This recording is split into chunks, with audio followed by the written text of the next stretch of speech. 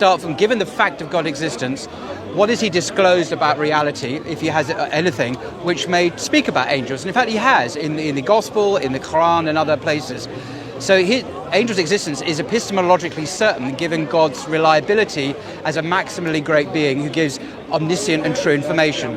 But if we start from our individual consciousness, like you're doing, it doesn't get us very far. We kind of walk two little steps, and then all of these dimensions, all this metaphysical reality, it's like pulling ourselves up by our bootstraps. You can't get there because we're starting from the wrong place. If we start from somewhere else, we'll get to that destination. Here's where I think we agree. I think I'm coming from a phenomenological position. Yeah, and, exactly. Heidegger, that kind of thing, Husserl, I think, that you start with what you can be certain of and you work outward because you understand that you will deceive yourself, and you pursue self-consistency as best you can. And then hopefully it leads you to more complicated conclusions and axioms that you can have some faith in, such as your faith or another faith and belief in various disciplines, scientific and whatever. But I come at it phenomenologically. You're coming at it from what I can describe as an article of faith. You're starting with an article of faith, and that's fine. It doesn't mean it's wrong. I don't think it's an article of faith. Methodologically, no. I'm not framing it. No, for me, it's not an article of faith. It is a fundamental fact, a reality of existence. God's existence is the a priori reality from which all other lesser realities are created. I'm not and I also think I would challenge your phenomenology there, because the existence of I, of the self, has been challenged all over the place by modern neuroscience, psychology, which even questions the existence of an I, a subjective I, that exists through time. So even your certainty now, your Cartesian certainty, has broken down in the light of very hostile critiques from postmodern deconstructionalism and stuff like that. But the belief in the reality of God as the uncaused cause, the fundamental fact of existence, remains intact, because we're not starting from our own fractured, questionable self. We're starting from the metaphysical absolute, and from that, acknowledging that fact, then we can learn things about unseen realms. We can learn about the existence of angels, which has been the trigger for our conversation. Do angels exist? How do we know angels exist? I know they exist because the maximally great being, who is called God, who is perfect and has all knowledge, has told us about this unseen realm, along with the Day of Judgment, the existence of demons, historical figures that I've never encountered before, a whole range of information which this being has accurately and infallibly communicated to us as a species. So I don't start from my own fractured, questioned self, which may not even exist according to many Western thinkers. I start from the unchanging, perfect ground of our being, also known as God. I think it's a great place to be, to have faith in God, rather than faith in a self, which is actually being questioned in the West now. Does it even exist? I think, and that would be, many neuroscientists would say, there is no self anymore. I think faith is essential in any epistemology, and if atheists don't seem to understand that, but there's not a scientist in the world whose core axiom isn't something they have faith in and then they build up. So I'm not trying to knock faith. I think it's a matter of placing your faith at the optimum locus, most strategically and most honestly. Where do you make your statement? What you're saying to me still sounds like you are making an assertion of faith as your core axiom, and that's fine. But you're talking about ontology and I'm talking about methodology. Within an ontological framework, you're correct, because what you're discussing would be the absolute ontological first principle, and everything will follow from that, and your description's correct. I'm investigating the methodology by which we reach that point. And I'm asserting that what you are making is an article of faith, and that may be a good thing, because we've all got to make them. What do you mean by an article of faith? What do you mean by that? An argument from faith. It means that everyone's got to have a first axiom that they're going to believe before they can proceed to a more complex series of inductions and deductions. I'm with you on that. Scientists and so on. Yeah, and that's true. The article of faith which you seem to be placing as your core axiom is that the Quran is sacrosanct and accurate on an ontological level. I think the thing I can be most certain of methodologically is that existence is occurring. When you just describe the fact that we queried in the West whether there is an I or whatever, you're correct. That's why I didn't phrase it that way. I didn't say I even know. I don't know if I'm an I don't know if I'm a we. my level of certainty, my core axiom is experience is occurring. Maybe I'm dreaming, maybe I'm a multiplicity, but there ain't nothing happening. Something is occurring at a qualia level. So you just said, to interrupt, you said you might be dreaming, but that would undermine your premise that your feelings are this certainty that give you epistemic certainty, and now from that you move out into other things. If you know the brain in the vat thing, you know, in philosophy, or you could be dreaming now. If you are dreaming now, then you're not actually having these experiences in the real world. They are a byproduct of your imagination while you're asleep. So how can you be certain, given your own point here, for those two objections, that you are having real experiences, objective, and not just the byproducts? You can't. I'm cutting deeper than that. Right. I'm trying to, because it doesn't give you certainty, then. Your point's exactly valid. Correct, but you're talking about how accurately can I interpret my experience, and I'm saying I'm cutting deeper than that. All I'm saying is I'm certain I am having experience. Before I can interpret what it is, and I will always be fallible in that, I have to acknowledge I am having it. So qualia is occurring and inevitable. What's qualia mean for everyone? Qualia would be a property of a subject as opposed to an object. Examples being feelings, instincts, thoughts, emotions, predispositions, hopes, dreams, pain, pleasure, all of the things that you assume this pad hasn't got, but I know I'm certain I have, and I'm almost certain you have, yeah? Qualia. In other words, the stuff that counts, the stuff that gives teleology and morality and all the important stuff. If I could respond, I think the basis of your you've written is not certainty. You have feelings, but you can't be certain that the feelings you're having are not actually the imagination working in a dream state. In other words, you could be dreaming you're having these feelings. So we're experiencing heat from the sun here now. It's possible that actually you are in a cold room back in February, or in February, dreaming you're a speaker's corner during a heat wave. So your feelings in that case are not a reliable guide to what's actually going on. It could just be a fiction that you're and secondly, the famous experiment of the brain in the vat. So an evil genius is manipulating our brains to make us believe as an illusion, obviously, that we are having various states of experience. So whatever experience you could say could be just triggered by an evil genius who's got our brains in a vat in a laboratory. So your methodology is premised then on experiences that you can't even verify are authentic, because the experience itself is quite different. If you're experiencing heat from the sun, but you're actually lying in bed in February during the winter, you can't say that's just experiencing the heat of the sun, analogous in any way to our actual experiencing the heat of the sun now in August. You may think that they're not the same experience. One is wholly illusory, with devoid of any objective content back in February. This one, which I'm taking is real, is real because we're going to get sunburnt if we're not careful. And we're going to experience real consequences. So I think your easy acceptance of the intrinsic identity of these two different things just as experience is questionable as well, because one could be false, another one could be... So one could be false, or they could be true. I'm really trying very hard to express that I understand any diagnosis I give or interpretation can be wrong. I'm not laying that as my core axiom. My core axiom is that experience is occurring. That's all. I'm not... everything that you've just said, if you were to play the tape back, I believe, were examples of how I might have misdiagnosed my experience. But I can't diagnose it until it's already on the table as a certainty. But how do you know you've misdiagnosed it?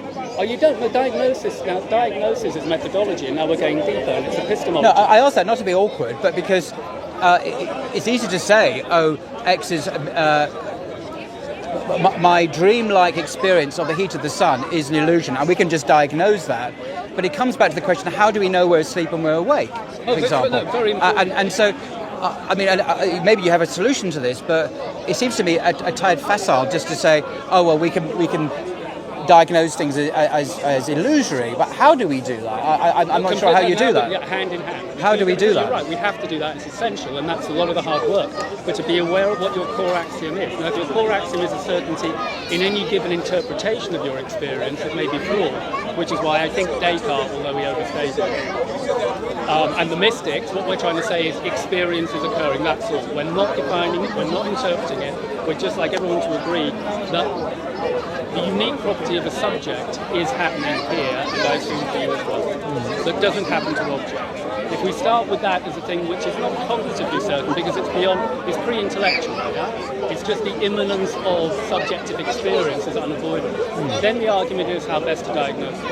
Yeah? Okay, I mean, I just don't think this kind of experience, the way you're speaking of, is a terribly reliable way, epistemologically, to gain knowledge, because it is vulnerable to critique. And the two examples I give, these are well-known, as you know, well-known examples in philosophy. I'm not saying anything new here. There's a standard critique of Descartes and so on. But in terms of the existence of God, this is you mentioned your definition of faith, and I think I would go with that. So we've got to have first principles that we accept. And I think the religious answer, that the existence of God as an a priori first principle, from which we then understand everything else, is, for me, axiomatic. The existence of God is self-evident. It's hardwired into our natures as a species. Countless academic surveys have shown that the human race, at all times and places, whether it be in secular societies or highly religious societies, children naturally believe in a higher power. They believe in God. The conclusion seems to be that it's part of it is what it is to be human. So that this is part of our nature to believe in God. Atheism is unnatural. It goes against our natures. It goes against the world we see around us, which has all these signs of a transcendent mind having brought this into being. So that's where I would start, with God, and then from that, methodologically, flow all the other issues about the existence of angels, whether or not the Quran is the word of God, how we live good lives, what is the purpose of life gets answered, gets addressed in that thing. But to start from the uncertain principle of experience, which can and cannot be illusory, and we have no way, I think, of deciding from that basis what is illusory and not, is a very uncertain way of living life. I don't see it as very fruitful. I totally hear you. Unfortunately, I do believe that seems to be the human condition. It seems to be where I've landed. It seems to be where we've landed, and we should grapple with it. As a test, I'm happy that when the world's religions, including Islam, say this is an important test. Yeah. And we have to then start trying to diagnose and understand the world around us. I'm coming in from a phenomenological perspective. I know. You're coming in stating quite correctly that if you're correct about the ontologically about God, then obviously we should all focus on that. It should be our first principle and everything from there. Exactly. Okay, and I get. But why do you object to that? I mean, I know you have your phenomenological methodology, but I'm not quite clear why you have chosen that methodology in the first place, because it seems to me not to offer much in the way of yaqeen, certainty, whereas the metaphysical grounding of our lives in existence, the unchanging existence of the eternal God, the Creator, seems a much better place to root oneself. And if that is the case, why haven't you done that? That's my question to you. Actually, my own cognitive bias. I used to believe in miracles, and I'd love to believe in God in the full-blown sense that you do. Okay. So the appeal of that is clear to me. So why not then? You haven't given a reason why you don't. Well, a lot. I mean, because my second axiom is a self-consistency principle. If the first is I am, the second axiom is I'll view everything from as many different angles as possible and try and be self-consistent. And part of that is being aware of my own psychology. And the very fact that I want to believe so much should caution me against my own cognitive bias. Yeah? I feel it should. Because I think honesty and truth are virtues, and religions, they alert you to pursue truth almost above all else. Yeah? If you follow the truth, you will get to God. Now, sometimes that puts you on a path where you've got uncomfortable conflict with how you feel and your biases. So I'm just trying to handle the truth as honestly as I can, because I think it's the best anybody can do. And I think religion tests you to do that. I think that's what religion's asking you to do. Have faith even when things don't make sense. So although I'm not embracing the view that you have, I can feel the appeal of it. Yeah, you speak about cognitive bias as if that's necessarily a bad thing. But I think from a Muslim point of view is because we're hardwired to believe in God anyway as a species, this is not a bias we need to be worried about. This is something wisdom lies in recognizing the way we're made and living according to it. So I have needs and desires and understandings. To live by those wisely is a good thing. Agreed. To see them as biases that I need to be wary of is perhaps an unduly skeptical reserve in the face of what does it mean to live a good life. Yes. So we should optimistically and gladly embrace good things, especially when our bias conforms to them, because that means we're on the right track, because we are made to act in certain ways. So if I get pleasure from doing good things, good works, being kind to people, that's my cognitive bias. I'm not going to I'm not going to start worrying about that and saying maybe I should course correct and not be good. Use that positive trajectory, capitalize on it, develop it in healthy ways. Likewise, the belief in God, which is natural to our species, I believe, is a wholesome and a healthy reality we need to capitalize on by using our minds to actually ask those questions. Well, who was Jesus? Who are the prophets? What has God actually said? Has he said anything to mankind? So we can then investigate further into the Quran, the Bible, and so on, and ask those further questions about the details of that. But the fundamental orientation is a healthy one and should be affirmed and gone with, like many other healthy attributes that one may have. They're not biases. These are positive instincts that we should cultivate and develop. So good instincts should be followed, but I don't think religious belief is a bad instinct because it's in accord with our natures and existence of God. I wasn't presuming it was automatically, with my bias automatically would damn it.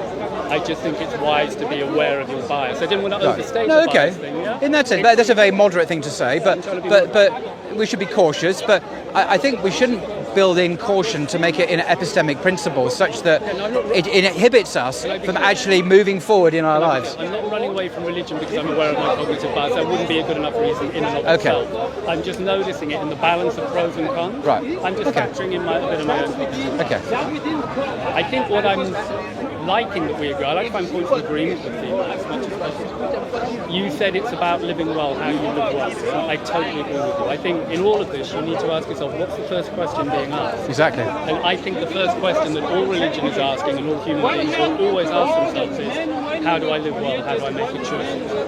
Is that something we could agree on? That's an intrinsic question. It's maybe the first question to ask. It's certainly one of them. I think Islamically it would be not so much, it would be what does God want of me in this situation? So we accept already the existence of God and revelation and prophets. So then we'd ask, given this situation, what does God want me to do in this situation? So it wouldn't be a more fundamental question of why am I here? Oh, that's important too. But for a healthily functioning religious person, they should be asking what's the will of God in this situation. So they've gone beyond the does God exist phase or who is God phase to saying I trust that God is Ar-Rahman Ar-Rahim, the most compassionate, most merciful. What does he want me to do with this situation, with this elderly woman who's trying to cross the road here? What does God want me to do now? Asking that question is the point now, not whether or not God exists. That is something we've already agreed upon. Well, not we, I mean, people generally already accept that anyway. So the question is, what does this God want me to do? So your question is. People agree on it is not accurate. I think 99% of humankind have always agreed on that. Absolutely. Really? Oh yeah.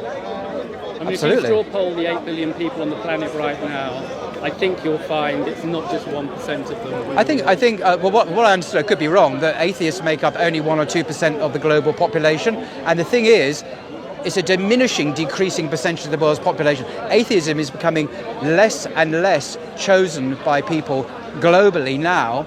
I'm not saying there are no atheists, by the way. There have always been atheists, but I'm saying that, generally speaking, our humanity has been profoundly religious. And even, very interestingly, I read a survey recently conducted by, I think it was 5 universities, some of which were in Britain, and they did surveys of atheists, self-defined atheists around the world, Japan, South America, Finland, and so on. And they found that the majority of people who call themselves atheists believe in the supernatural. They believe in angels, life after death. They might believe in jinn. Now, they don't believe in God. Oh no, we're atheists. But we believe in all this other stuff. Now, excuse me, I mean, that strikes me as... So the conclusion for me there is that the Richard Dawkins type of hardcore materialist atheists are a minority even of atheists. Most atheists would say either there is life after death, or there are angels, or there are spirits, or whatever.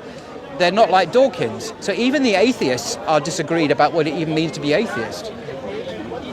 As a wasp. I'd agree that atheists will exist on a spectrum. Yes. And that all of them need to understand they have an article of faith within their belief system, it's unavoidable. And this is something that religion can teach atheists, just so they're aware of their own mechanisms. I would be amazed if your statistic that only 1% of the planet are atheists. I would be stunned. It could be 3%. I don't be quite. Maybe I misquoted that. It's a very tiny number of people in the globe who identify as atheists. I would dispute what you just said, but I've got no way of proving it. And well, we could Google it now.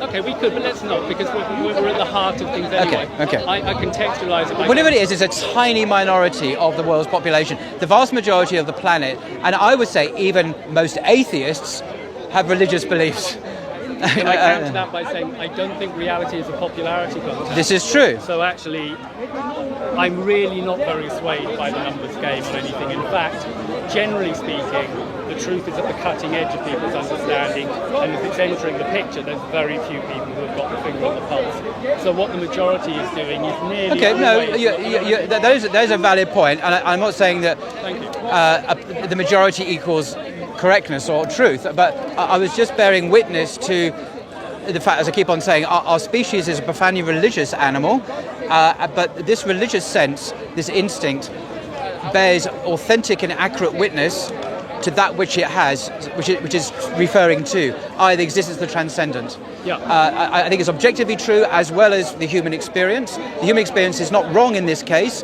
although majority votes can be wrong. In this case, it is right. Just because majorities are sometimes wrong doesn't mean they're always wrong. Sometimes they're right. Yeah, no, sometimes they're very, very right. Sometimes they're very right, sometimes they're very wrong. But on this issue of fundamental metaphysics, our human race is right. Yeah. And I think we're still seeing the fruit of that now, where Islam is the fastest growing religion in the world. Religions generally are booming everywhere on the planet, apart from here in Western Europe and in many parts of the US. But Eastern Europe, religion is very, very strong socially. In Russia, China, Africa, South America, the Far East, everywhere, religion is really taken very seriously by people, apart from here. Thank goodness, reality. Apart from Speaker's Corner. But I agree with your point. We're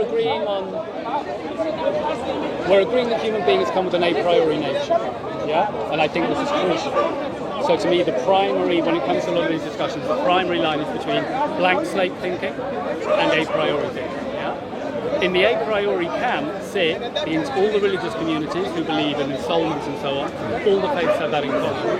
And strangely enough, if you're a Darwinian, same thing. You could accommodate that. Yeah, you could do. Yeah. Who's an atheist. Yeah, who's an atheist, but we're actually all sitting on the same side. I think in the moral battle of how to live, the primary problem is the people who would represent that there are no intrinsic values or rights. Yeah, I like the way you described it, the blank slate. I think this is one of the fictions of our Western era, that we somehow come into the world without any beliefs, any predispositions to believe anything. It's a crazy idea. It's not true to lived experience, and it has little science to back it up either. Completely. But that means that even Paris is in the same camp with us thus far. I know we're going to fractionate out, but it's good to find the common core ideas that we share and to examine them constructively, and not just do what seems to happen around speakers most of the time, which is this eternal bashing about, how many times can we do the Trinity? You know what I mean?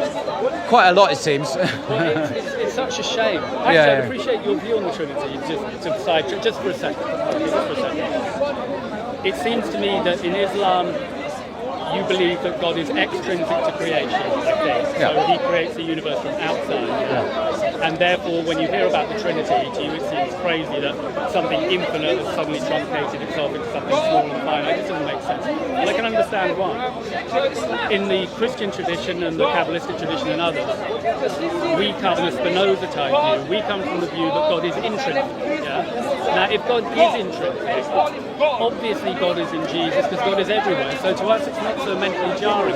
It's illogical from your framework if God is extrinsic. but you don't seem to appreciate how natural and non-contradictory it is from a framework where we believe God is intrinsic. Now, I don't know who's right about intrinsic or extrinsic, but isn't that the level to have the debate at? Because that's what's underpinning the problem. Instead of this eternal thing, and I think it's rather disingenuous when people make out they can't wrap their head around the idea of the Trinity. I don't happen to believe in the Trinity. I think the Muslims are correct in their critique of the Trinity and original sin. But I can mentally wrap my head around the possibility of it, and when I hear people talking about it's outrageously illogical, I don't think they're being very honest. You know what I mean? Yeah, I think there are many reasons why the Trinity idea is questionable. My own preferred method, which is not necessarily the Islamic method at all, it's just my own personal view, is that responsible mainstream historical scholarship has, I think, come to the conclusion that it's highly unlikely that Jesus thought he was God. I saw you do quite a long talk with somebody where you seem to be saying that Paul had misrepresented Jesus. Whoever did it, or it may not be a question of just one individual doing it. I don't think Paul believed in the Trinity either. The Trinity is a later concept developed in the church. So it's anachronistic to attribute it to any first century writer. But I think the evidence is very good that the historical Jesus was a first century Palestinian Jew who practiced Judaism, the Israelite religion, and did not think that he was Yahweh. There's a lot of evidence, early evidence, historical evidence suggests that's the case. So the question of the Trinity is simply not on the table when it comes to that methodology. As regards the so Trinity is simply not there in Jesus' own experience. So it's just out the window. But if you want to look at the doctrine in itself, I think it is incoherent because, as the Athanasian. Even if God is intrinsic to reality, well, let me explain. Let me explain how. It becomes less incoherent with you have an intrinsic God. You think it's equally incoherent no matter which. Well, let me explain why I think it's incoherent. Because I don't want to be constrained by Spinozian terms of reference here. I have my own other reasons for nothing to do with Spinoza's concept of God, which I'm not sure I entirely understand either. Having read Spinoza's book Ethics, where he discusses God or nature, I'm thinking, what are you getting at here, Spinoza? But you're way ahead of me then. I haven't read Spinoza. I've read around and about. Spinoza, I read it when I was doing philosophy at uni, and I thought, I'm not impressed. Anyway, I'm not going to go there. My own reasons for seeing the doctrine of the Trinity is incoherent, nothing to do with Spinoza. If we take the Athanasian Creed, for example, Athanasian Creed is a 6th century creed, not actually by Athanasius, who was a 4th century Jew, but nevertheless is a creed that's recited in the Catholic Church, in the Orthodox Church, in the Church of England, and it says, in part, that the Father is fully God, the Son is fully God, and the Holy Spirit is fully God. But they're not three gods, there's one God. Now, simply saying that they're not three gods but one God doesn't really satisfy me when you've already stated that the Father is fully God, and the Son is fully God, and the Holy Spirit is fully God. And they're not the same, they're distinct beings. This is what I would call tritheism. Now, it's not that I don't have a Spinozian understanding of metaphysics, it's a simple common sense that three is not one and one is not three. In that definition of the Trinity, you can't have three fully gods and be a monotheist. And I think Jesus was, as a good Jew, was a monotheist. If you take it that literally, and I don't believe in the Trinity. Okay? No, I know. So I'm not here to wave the flag for the Trinity. I'm not sure why we're talking about it, to be honest. If you don't believe it, I don't believe it. Because the conversation we're having now is something else I have a far more interesting to construct it. Okay. And it's a shame that so much clickbait is hammering this. It seems to me that a lot of the baseline conservative Muslims are looking for the weakest arguments in Christianity, find the Trinity, and they hammer that one point. And I'm not surprised. I agree that I think that's not a great way to do. It's not a great way to do dawah, and I'm as guilty as anyone because you're out to destroy your enemy, and then you talk about Islam. That's not dawah. Dawah is about calling people to the truth of Islam, not about destroying the enemy. But by finding arguments to undermine their faith. I mean, you can argue that Jesus is not God based on the Quran, of course, but the kind of way it's done, without regard to the whole person and to attacking this kind of adversarial, aggressive discourse, I think is not really dawah. It's ego-driven. There are some good people here, though, as well. No, I'm not in any way saying I'm better than anyone else, because I've done it as well. over the years. So So you're already good because you're aware of it and that. And Yeah. I respect you, and I hear you're respected by quite a few people here who I respect. Alhamdulillah. So you're much better to talk to. There are other people here I won't Anyway, name. all I'm saying is that I've made lots of mistakes, and I'm not in any way better than anyone else. But for me, the royal road to getting the truth about the Trinity and Jesus is, because of my interest in this academically, it is history. And there is a ton of evidence to suggest that Jesus didn't think he was divine at all. It happens that the Quran confirms that, and I expect it would do because the Quran is from God, but that's where I come from, and it's confirmed by revelation as well. So I have that kind of two-pronged approach to the subject. Where I come from on this is I assume that Jesus was just a man anyway. Right. To me, because I'm a bit of a romantic or something, where I'm thinking, okay, to me that enhances the power. Okay? To me, Superman is not an impressive character. No, indeed, yeah. Because Superman has no fear. Superman isn't even brave. He has no fear because he's indestructible. Exactly. I think this is a very what good point. It's a very good about point. Christianity is that the guy is very, very vulnerable and very human. Yeah. And I look at that and then I say, Jesus to me exemplifies the best that human nature can do in the life he lives. He's the most exemplary example I know of. And in that respect, in that regard, I call myself a Christian. And I suspect that Christians are instinctively reacting to him at that level.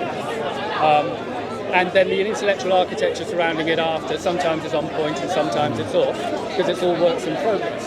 But it's a great shame to see two traditions at each other's throats as much as this over what I think is more trivial small print, when we have so much in common. We're not blank slaters. We think it's important to work out how to live a good life. We think all people are equal, I assume, intrinsically at the soul level. At some level, yes. I don't think we're equal. In terms of abilities, no. I think in our access to God's grace and mercy, we're all equal, Yes, at the most male and female. Older. But in terms of this world, I think we're very unequal. Sure. Some people, I mean, the Quran speaks about this, and God has given some people authority and status and power, and other people's not. And that's part of our differing tests and trials in this life. But I don't think we're equal. I think At the horizontal level, I think we're very unequal. Yeah, I think we're all equal as subjects, Right. and we're all unequal as objects. So we've all got different objective properties, height, strength, intelligence, whatever. Exactly. So if you look at people from the outside in, clearly they're different. But it's more important to look at them from the inside out, which I think religion has already. I mean, for Muslims, just the level of the prophets and messengers, they're not our equals. Although they're just human, but they're not. I mean, so the problem of having a prophet will be a jewel, and I'll just be a grain of sand. There is a difference in quality in every sense. But nevertheless, we are equal in the sense of both being human before God and having access to God's mercy and access to the message of revelation. But in every other way, we're not equal. Yeah, sure. But as long as we understand that the divine aspect of our equality is primary and our differences are secondary, as long as you put them in a value hierarchy like that, you're okay. When you start making our differences supersede our fundamental commonalities and our fundamental human worth, that's when you get problems, I think. And we concur on that as well, yeah? More or less. Anyway, maybe... Nice chat. No, it was. Thank you very much for your gracious invitation to have a conversation as well. Appreciate it. So what's your name? I forget. Tony. Tony, of course. Tony. I'm Paul. Yeah, no, I've heard. I've heard good things. So there's a young Muslim guy comes in, who's, I've forgotten his name now, because I'm bad with names, who's fantastic, and he was raving about you. He said he learned more from your website than he learned from that's misleading. What he's saying is misleading. It's not me that he's learning from, it's my guests. Okay, fine. I'm not the star. The star of on most of my videos is some of the world's leading experts and scholars on the various subjects I talk to. It's not me, it's them. Okay. So in that sense, he's absolutely right. But it's not because it's me, it's because of the guests. We're absolutely clear. I think he meant it in that spirit. I mean, Good. That you're like a Lex Fridman type. I mean, I really rate. Do you know Lex Fridman? He does a very good podcast. He's an offspring of sort of Joe Rogan. He's risen in that camp. Oh, well, what's it called? Lex Fridman. He normally does more science and computing. But I know who you mean. Yeah. He always wears a black tie. Yeah. No, I think I know what you mean. In that case, that would be accurate. Yes, that would be true. Well, he does a great show. And He's got millions of followers, that guy. Yeah, because he's very high quality. Yeah. And I'm assuming you've got the same. I'm not quite at his level, but we're in the same ballpark, if not the same level, yeah. Anyway, I'm going to dash. Thank you very much. And you too, mate. Thank you. Should we? Yeah, I don't know where these guys have gone. Would you like these back? I think they would. Another time. Inshallah. Well, I think we went as deep as you can.